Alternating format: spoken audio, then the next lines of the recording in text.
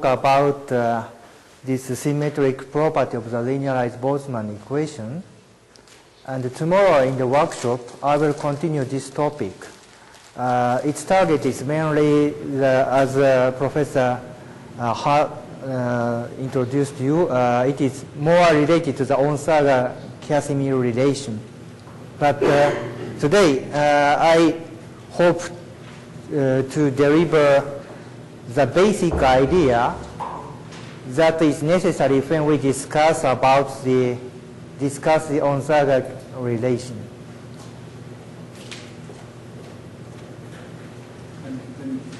Yeah. I'm from some chemical engineer. Good. I'm not a chemical engineer.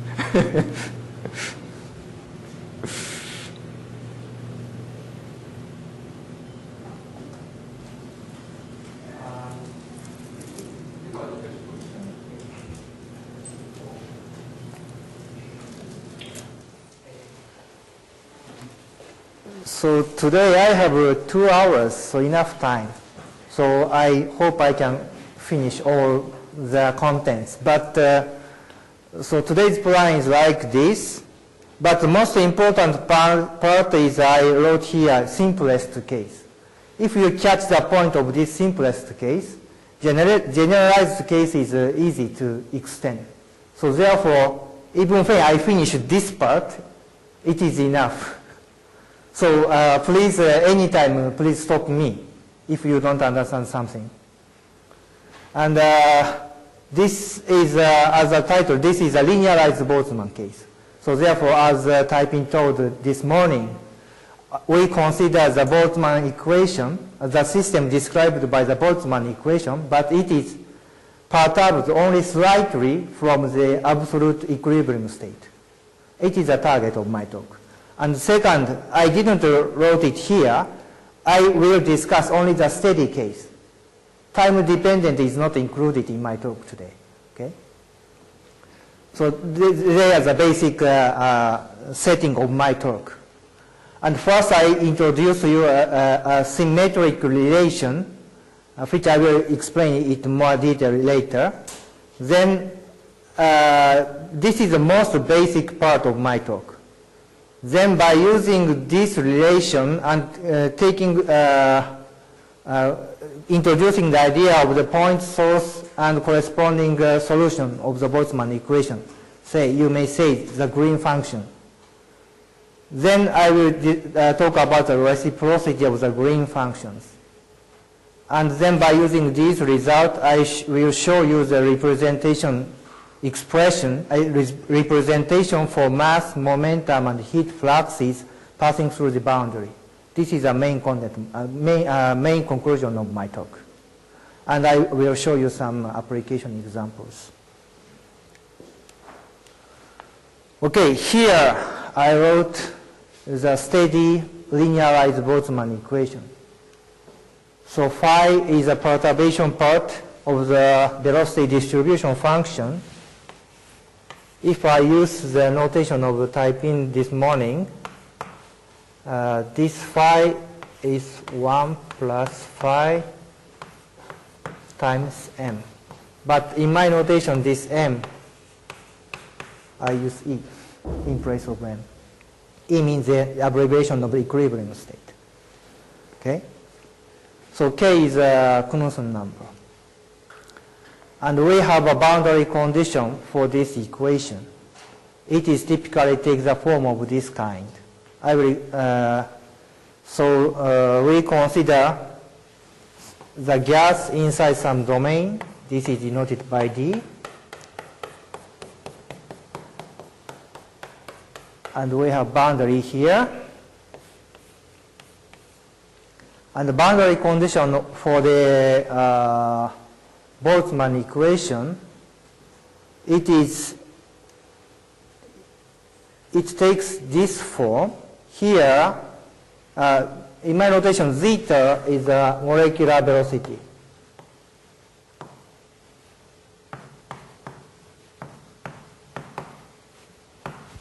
So this means that I denote the unit normal vector directed to the gas side is n.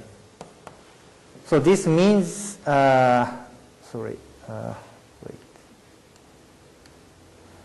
So this means we give a boundary data to this direction, to gas direction, the direction going to the gas side. And I will explain this K later, but this is some operator which showing the reflection of the molecules. So if some molecules comes to the boundary, it is scattered back. This K gives the rule of scattering on the boundary. What is GW? GW is the, say, Maxwellian, perturbed Maxwellian. If, so, in my notation, E is the absolute Maxwellian.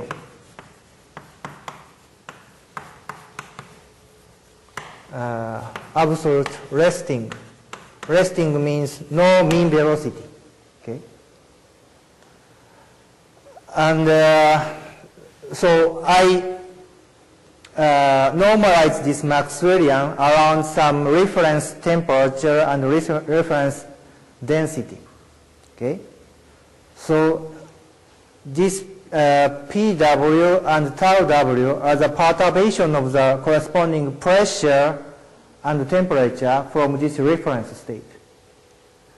UW is the velocity of the fluid. So average velocity of the gas molecule.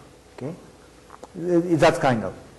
And here I put W, subscripted W. This means this is this abbreviation of wall. So therefore, this is okay. So this is a velocity of the wall, this wall. Okay. And this temperature, this tau W, is a perturbation of the temperature of this wall from the reference temperature. Wall is moving? In general, it's moving. But since I consider the steady situation, this UW is restricted that it should only have a tangential component. Okay, so this boundary can move in this direction, but not to this direction. Okay. Pardon? U is okay. If sorry, my explanation was not so good. So if I don't put W, in my notation U means velocity, flow velocity of the fluid. But if I put here W, it means it is not the velocity of the gas, but it's the velocity of the wall. Okay. So because this is a boundary condition, so the parameter boundary is not fixed. Yes, not fixed. Not fixed in general. Of course, you can consider such situation. But in my talk, in general, my boundary can move, but only in the tangential direction. Surfacial velocity only. Is it possible? Pardon? For example, if you have a cylinder and it's rotating. But if it doesn't have any symmetry, then say artificially it's possible. it's impossible. Yeah, usually it's not so. It is not the case. But say in my talk, I also want to consider the case. This boundary is not the solid boundary, but also the interface with the liquid. In that case, you have a chance to. So one thing is this PW. PW is a saturation, saturation pressure of a gas at this temperature. Okay, so it is a perturbed part of the saturation pressure. this factor can be 0 if you consider the solid boundary. But if you consider the interface with the liquid, it comes as a physical parameter on the boundary condition. So I take here I write here the most general form of this boundary. Okay. So this is the problem what I want to discuss from now on. Yeah. Coefficient of one beginning of coefficient of the data scale minus 5/2. Okay, so if you don't have this W, this is typically this is a part of the Maxwellian, different from the reference Maxwellian. Okay, so this is the absolute Maxwellian. This is the reference state of my case, but you have a chance to have different Maxwellian. Okay, but these two guys, if the difference of these two guys are small, you can expand this another Maxwellian around this Maxwellian. In that case, you have these three terms. Essentially, this is a combination of the mass term, velocity term, and energy term. But this combination is convenient if you consider the effect as the pressure, velocity, and the temperature. So only that it. 5/2 is if you use density in place of pressure here, then you would have 3/2 here in front of tau W. So it's up to you, up to your choice of the independent macroscopic parameters in the boundary condition. Okay. So this K is originally very complicated. But say, I will show this K maybe first. This K has this kind of integral operator. But the detail is not important in my talk, so I will come back to this point later. Say, okay, so the first, before going further, I introduced you some basic properties of the linear collision operator. It is here.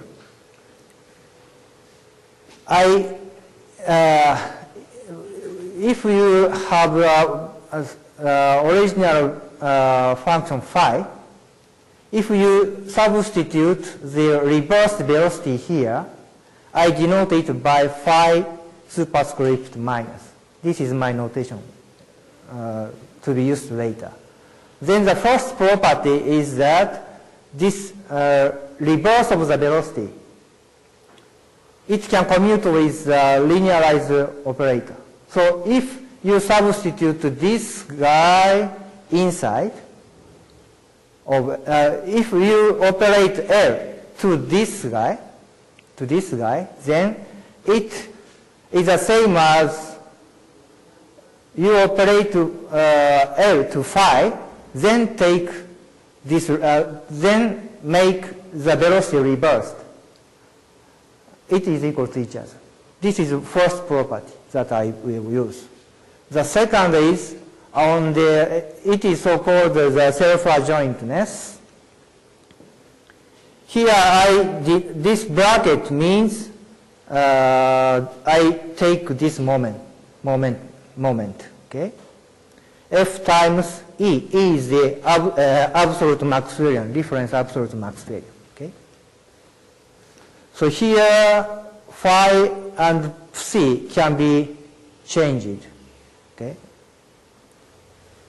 And this one is the same thing Taiping already mentioned, explained you in the morning lecture.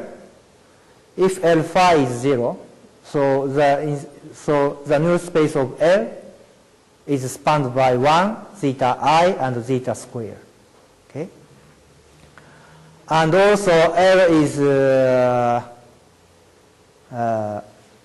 in his case, if phi is limited to the normal, the space normal to the null space, L is negative definite, but in general it can be 0. So, but 0 only when phi is belongs to the null space of L.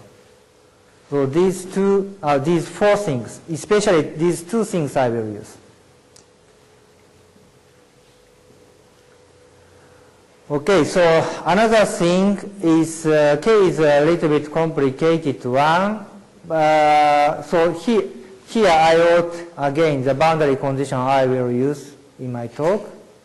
So this K is a scattering operator. So R is a so-called reflection kernel of the boundary. So it gives, in fact, it gives information. In fact way, the impinging molecules are reflected. It just gives the rule for this. And most typical boundary condition in our field is a so-called diffuse reflection boundary condition and the complete condensation boundary condition. They also, of course, can be written in this form and satisfies some requirement what I need in my talk. But maybe I will skip all of the material inside and just introduce you one important consequence from the property of the scattering kernel. If phi A and phi B, they satisfy this boundary condition with, for phi A case, GW equals GWA, and phi B satisfies it with GW equals GWV, then this equality always holds. This is important consequence in my talk. Okay. So what does it? So here in this content, this K. So this R should be common to each case. Okay. The difference is only phi GW. What was GW? GW is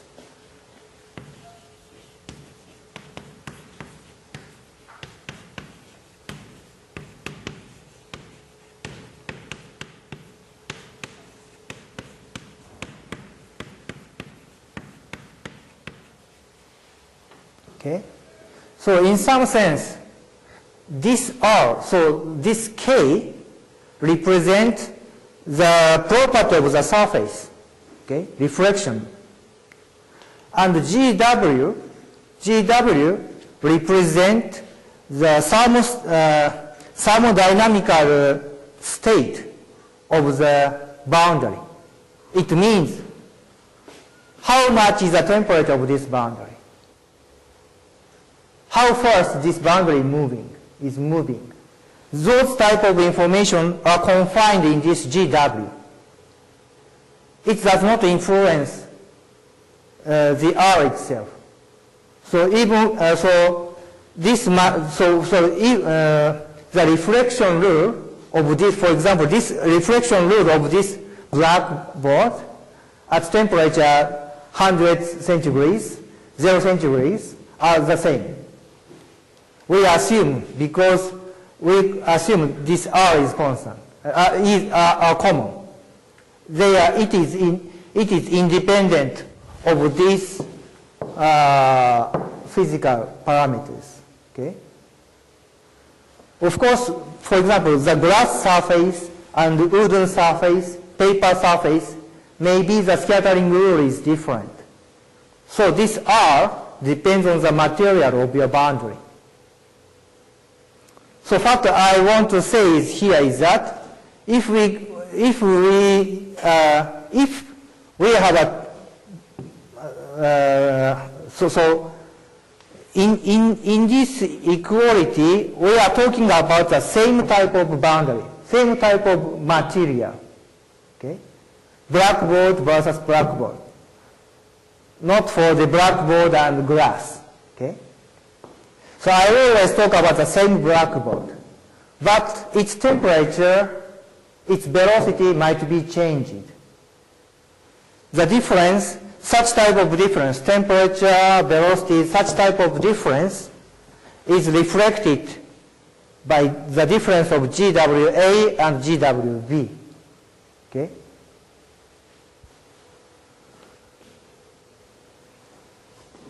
So this is a kind of differences.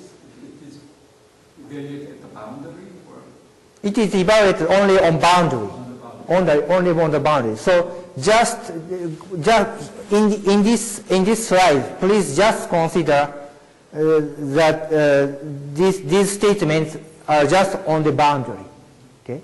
and the inner product is with respect to With respect to velocity space. So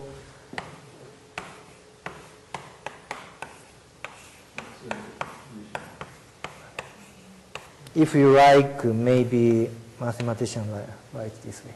where is boundary, so This is on each boundary, or on each point on the boundary. On each point on the boundary. So I don't take average along the boundary. At each point, we have this relation. Okay. I will use this later. So maybe, okay, so then now I come to the first important consequence. It is a symmetric relation. So suppose we have two solutions of the Boltzmann equation, linearized Boltzmann equation for the same domain. Okay? The first problem is like this. Phi A is a solution of the linearized Boltzmann equation and this boundary condition. Okay? So for example, in this domain, here you have a diffuse reflection boundary. Here you may have the complete condensation condition. But anyway, the same, this domain, you have this solution. Okay? The second one is a solution for the same domain and the same boundary of the same material. Okay? So for problem A, if you have diffuse reflection here, for problem B, you consider the diffuse reflection on the same part. Gray parts, they should be the same. The same domain and the same property of the boundary. The difference is only this GW. Okay? So GW. So it means, so you have the same room. Okay? Same room. And you keep this temperature 0 degree centigrade. The other problem 100 centigrade. Such two type of solution you consider. Okay? Same domain, same boundary material, but the thermodynamical and mechanical condition of the boundary is different. Mechanical means velocity, sorry. Velocity or temperature, pressure may be different. Only this difference. Okay? So we have, if you have this situation, you have a solution. For this situation, you have this solution. Then we can show that this equality holds. Okay? Why I call this symmetric relation? Because if you change the load of B, problem B and problem A, it is symmetric. Okay? maybe I will, because this thing is a very simple calculation, so I will show you it on the blackboard from now.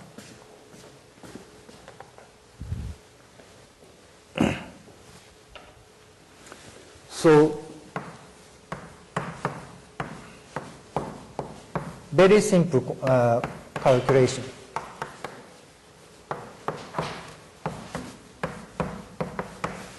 Okay. First, I wrote the first equation. Okay, multiply this guy with phi b minus. Phi b minus. Phi b minus means, I repeat my notation, phi v x minus theta. Okay? And take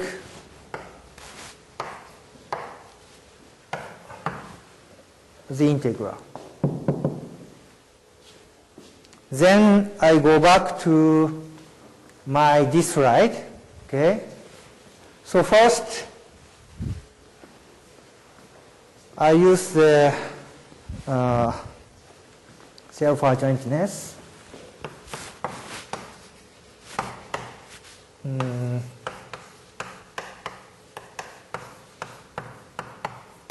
Okay.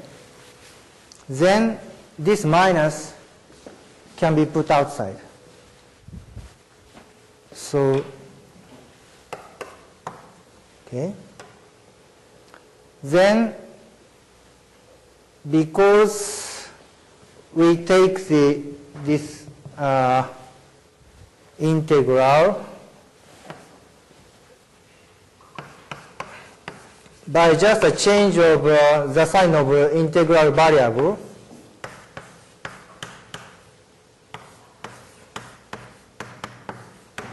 this minus can be moved here because I take the integration and just changing the variable. Then this guy is zeta I d phi v dxi phi a minus. Okay? It is because phi b is also the solution of the Boltzmann equation. This one.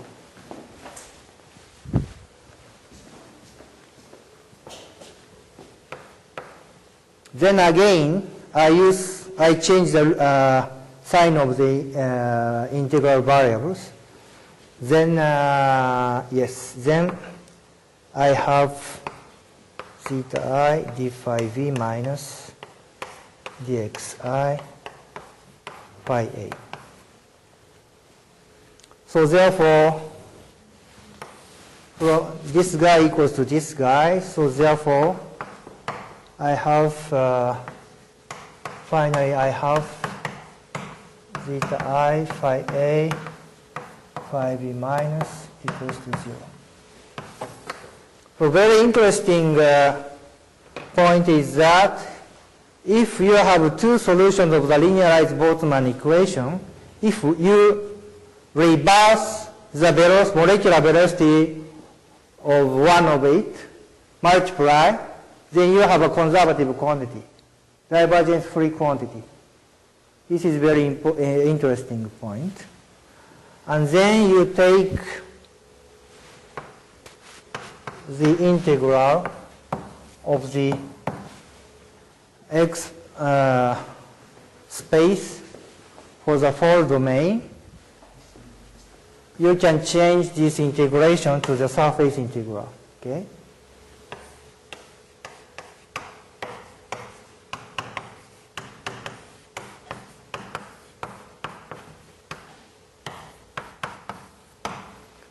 This is almost to the end of the ds.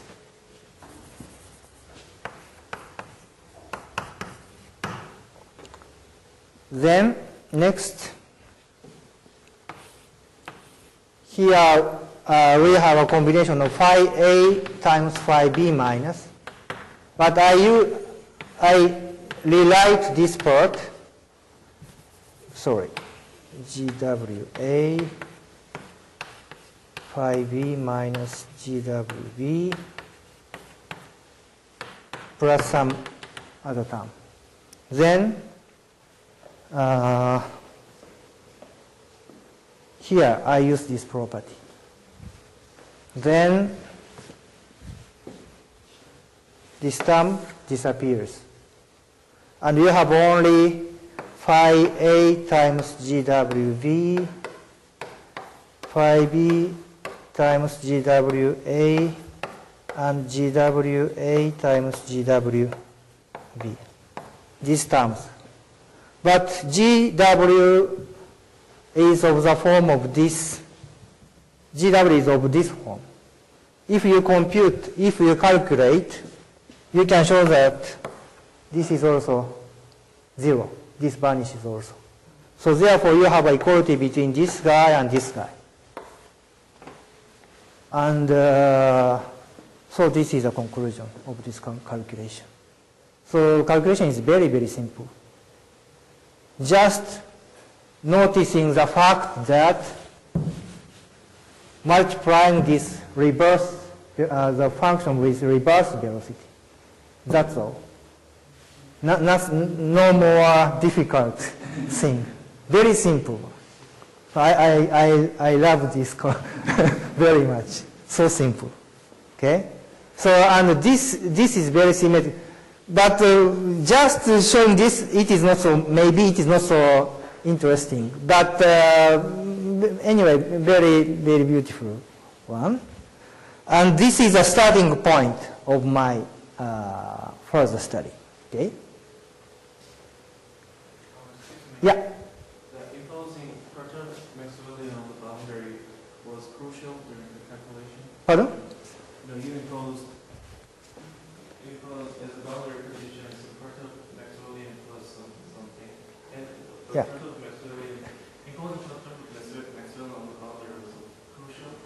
Yeah, maybe I can say that this kind of things can be applied for is true for linearized situation. Okay, and for the linearized situation, the boundary condition is also should be linearized for the consistency with the linearized Boltzmann equation.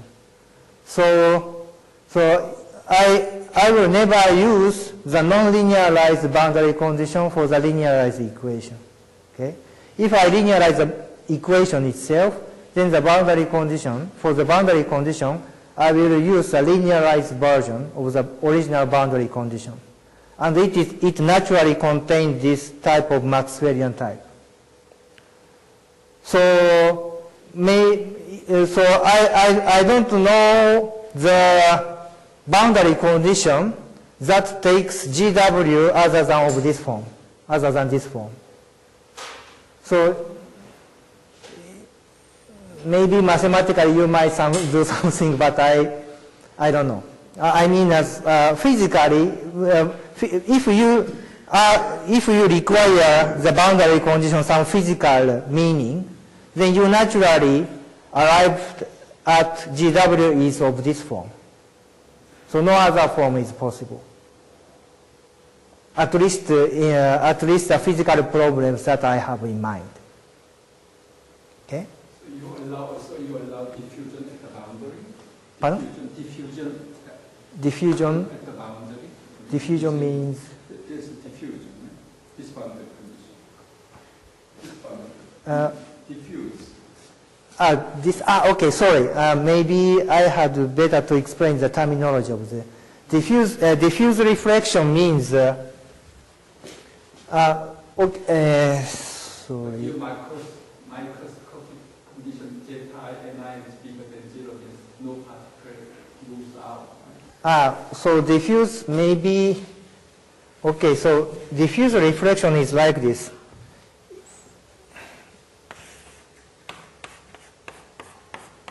Here you have a boundary, and the molecules comes here, and it is reflected.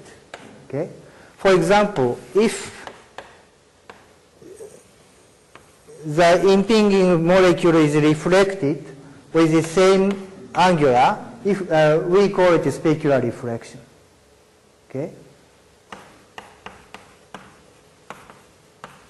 But this is simple, but this have a lot of physical problems by using if you use this boundary condition. So usually people use different kind of boundary condition. What is that? Is the molecule coming here may reflect it any direction. It is just given probabilistic way. And what I call diffuse reflection is that the distribution function reflected of the reflected molecules is given by the Maxwellian.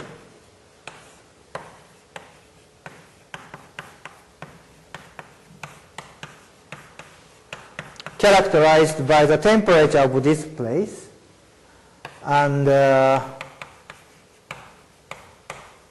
velocity here. Okay, and this rho W is correspond to the density, but this guy is determined by counting the how many molecules are coming. Because if you consider the usual solid boundary, incoming molecule should reflect it. Nothing is coming. Nothing is sticked. Nothing comes out from here. So there is no flux crossing the boundary. By using this condition, restriction, you can determine this rho W in terms of the velocity distribution function of incoming molecule. This is a so-called diffuse reflection condition. So what I wrote here is, for example, this part, you just imagine that you use this type of boundary. So in case boundary is a fixed, non-moving, size square, right?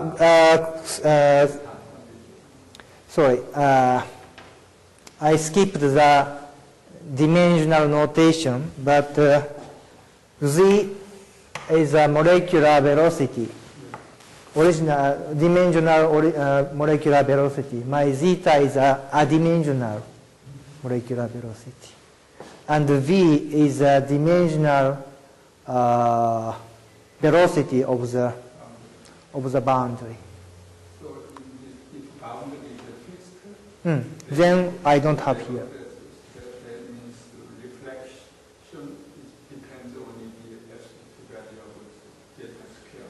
Right. So in whatever direction they hit the boundary, it doesn't care. It doesn't care.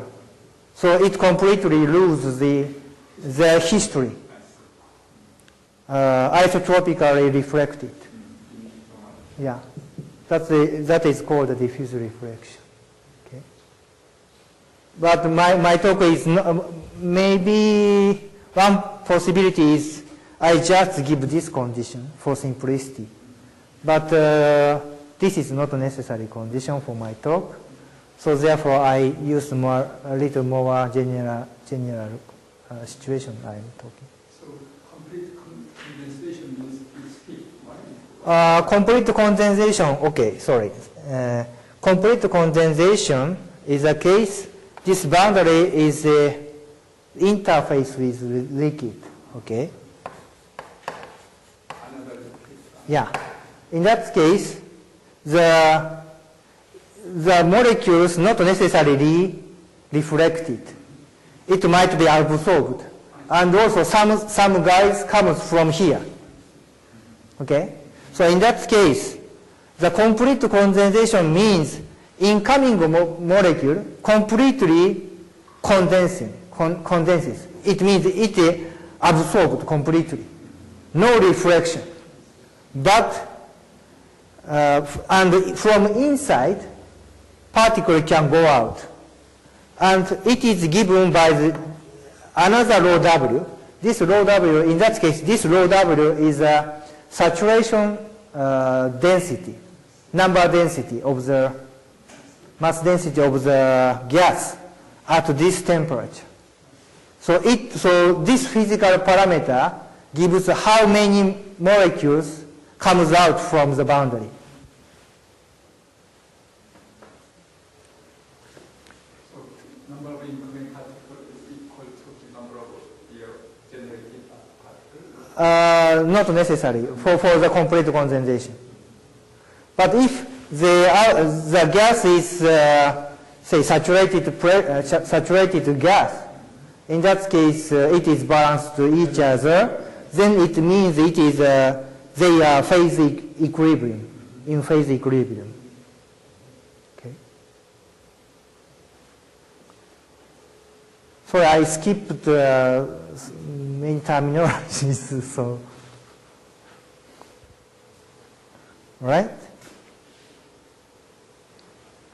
So this is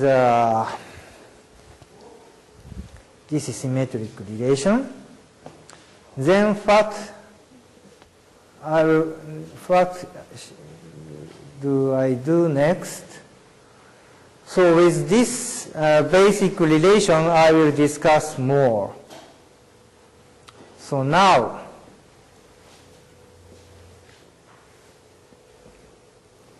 here here point sources and the green functions I will explain. So okay, now we consider the gas in this domain. And first, let's imagine you put the point source here, delta function, as a GW. Okay? It means only this point you put a source of mass. And consider the flux at the other point on the boundary. From now we will consider this one. Okay? So we denote the solution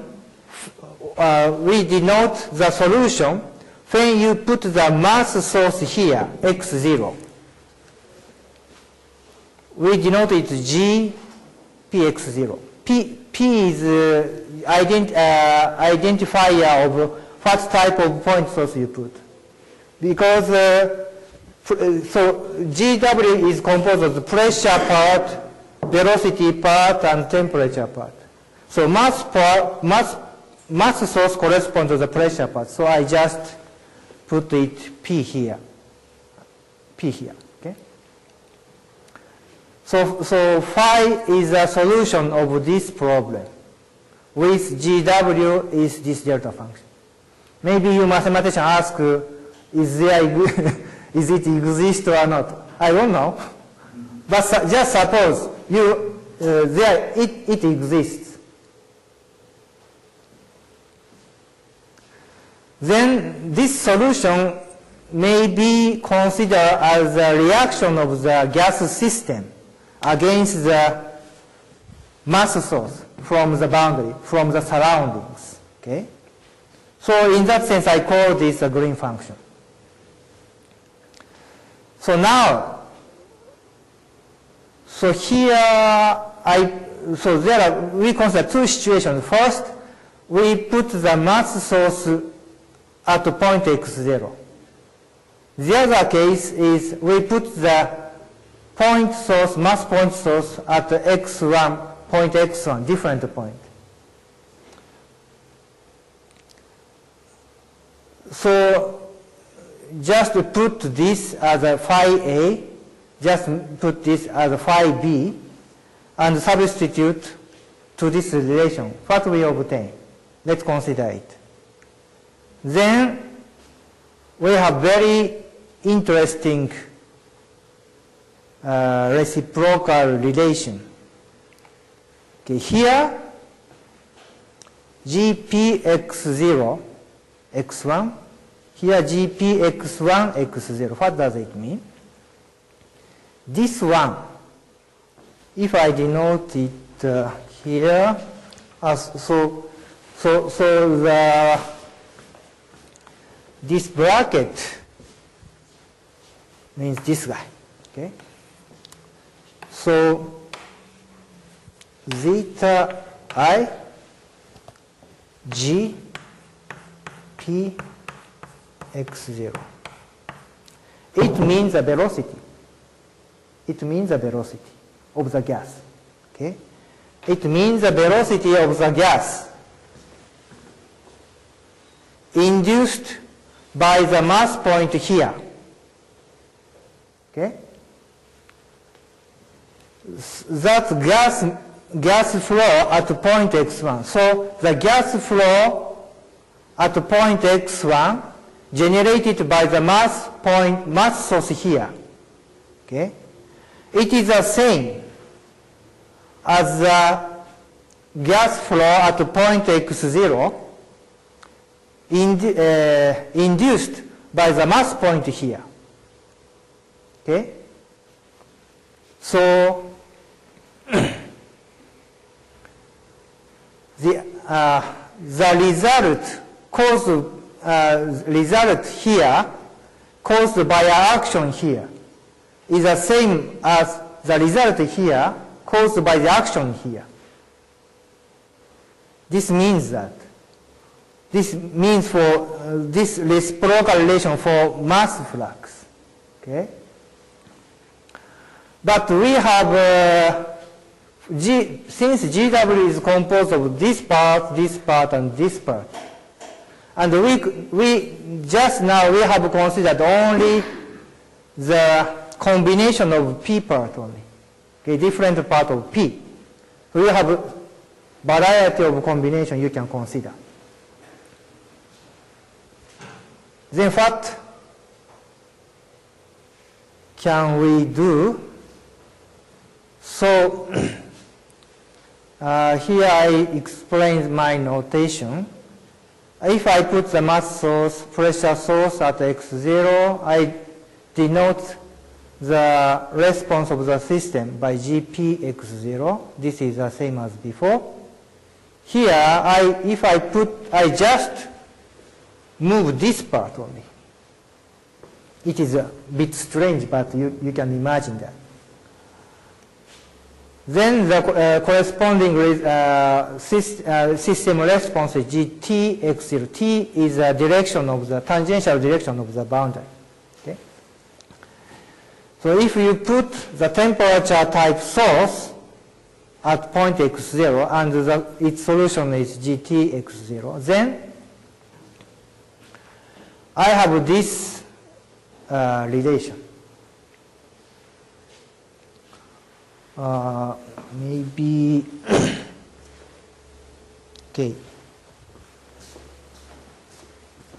One example, do maybe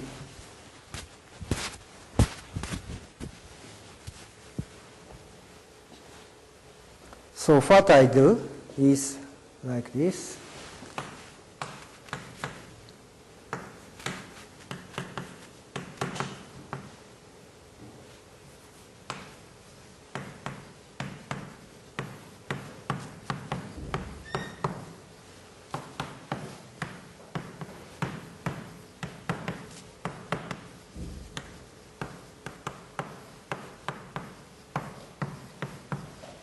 Okay, so what I did is like this.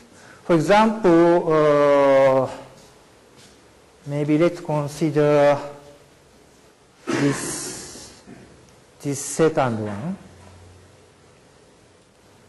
So in this case, phi A is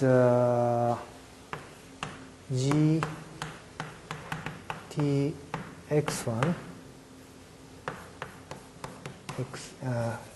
1, then G E is 2 zeta I T I delta x minus x0, and phi B is G say no, for t, sorry, t, so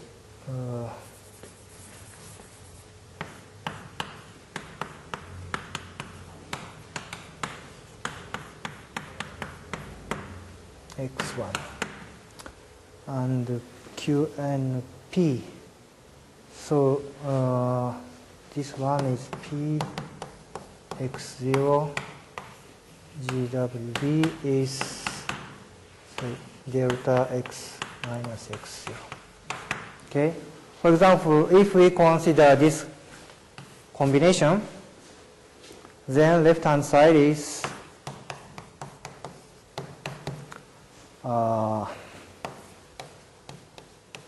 zeta I and I. Phi b is just this delta function. Phi a is g tx1 ts. So the result is just zeta I and I gt x1 x0. Okay. On the right hand side, this right hand side, zeta I and I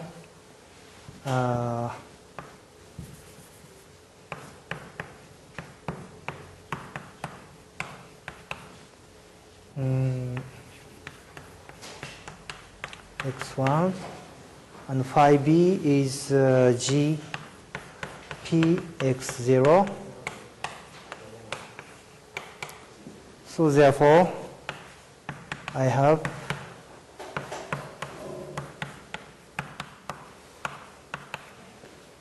g p x0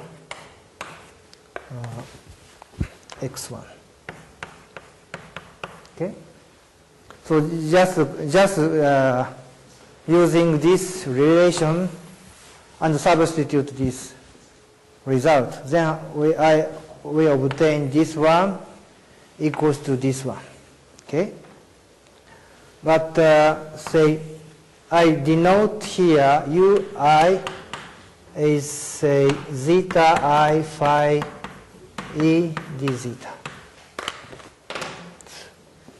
So if you use the bracket, this one, okay, qi is what? Qi is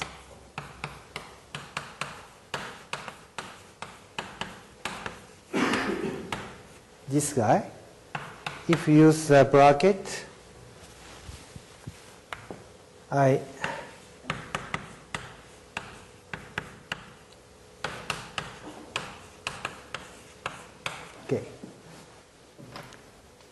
Ui, since I am considering the linearized one, originally this guy is not exactly the velocity, but the momentum. But if we consider the perturbation, this ui is real velocity, really velocity. And qi is what? Qi is a heat flow. Heat flow induced by heat flow. So therefore here, this guy is the upper one. Normal component of the upper one. This guy is a normal component of the lower one.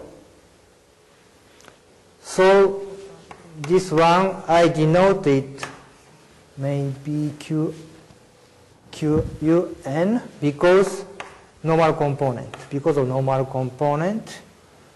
And I just take the same notation here. Because this UN is based on this one. So in the same notation rule, I use QN, and because this Q is based on this guy, I put the same identifier here. And okay, this is this one. Okay, So therefore, it means if you put, so for example, this, difficult. Okay, so this guy is flat. This guy is a velocity, gas velocity, normal component of gas velocity here, induced by the temperature source here. It is the same as the heat flow, normal component of the heat flow here, induced by the mass source here. So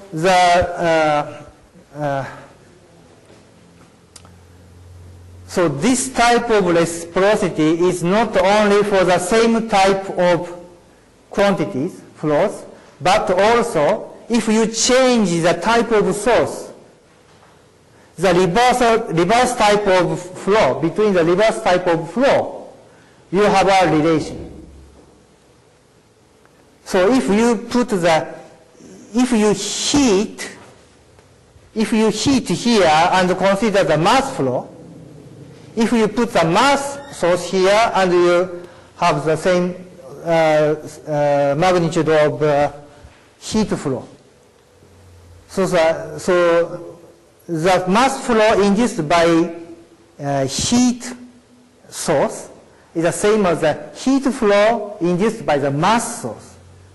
This type of reciprocity you have here in this component. For here, for example, here the mass flow induced by the velocity source, the moving source, it is the same as this is a stress tensor. So this is a force induced by the mass source. So the force is physical source is a momentum. Okay, so therefore momentum source, mass flow induced by momentum source is a momentum flow induced by the mass source. So this type of reciprocity, each component has such type of physically interesting meaning. And this is very much closely related to the Onzaga-Casimir relation. Onzaga-Casimir relation is, say, mass flow induced by heat phenomena, temperature gradient, for example, is equal to the heat flow induced by the pressure gradient. That type of reciprocal relation is called Onzaga's relation. So this is a key idea to explain why Onzaga relation holds for even for non-equilibrium system. Okay. In our situation, we are dealing with the steady state. You said. Yes, this is steady state. So,